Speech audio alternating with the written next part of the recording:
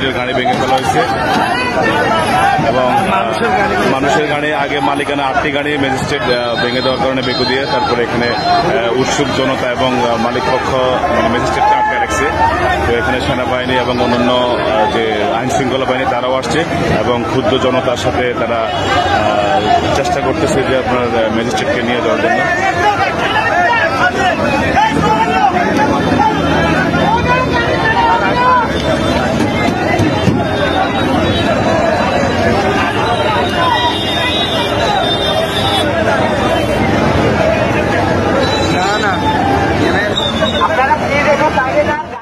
দর্শক, চ্যানেল নোয়াখালী থেকে আপনাদের সবাইকে স্বাগত জানাচ্ছি। আমি ফরহাদ। আমি এই মুহূর্তে দাঁড়িয়ে আছি আমাদের নোয়াখালীর জেলা শহর মাইজদিতে, নোয়াখালী জিলা স্কুলের সামনে।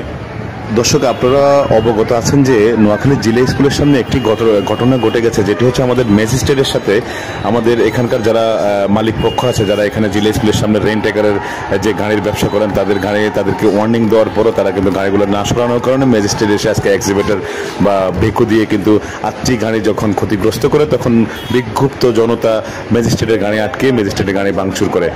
আমরা কি করি কামু কি করি রাস্তা ব্যারিকেড দিছে, ওই যে মনে করে না মালিকানা গাড়ি ভাঙিয়ে এসে সরকারি জায়গার মধ্যে রাখছে। অপরাধ এইটি মালিক পক্ষ গাড়ি দেখছি, হয়তো সারে মামলা দিতে পারে, ম্যাজিস্ট্রেট সাহেব সারে মামলা দিতে পারে, এমনি ক্ষমতা আছে। গাড়ি দেখছে কে ম্যাজিস্ট্রেট গাড়ি অন্যভাবে আগে ওরা মালিকানা গাড়ির মধ্যে আঘাত করছে, এর পরবর্তীতে পাবলিক ফাংশনে মালিক পক্ষের লোকজনে শ্রমিকের লোক সংগঠনের লোকজনে গাড়ি ধার দিচ্ছে। মাঝদির যান চলাচল এখন কিছুটা স্বাভাবিক।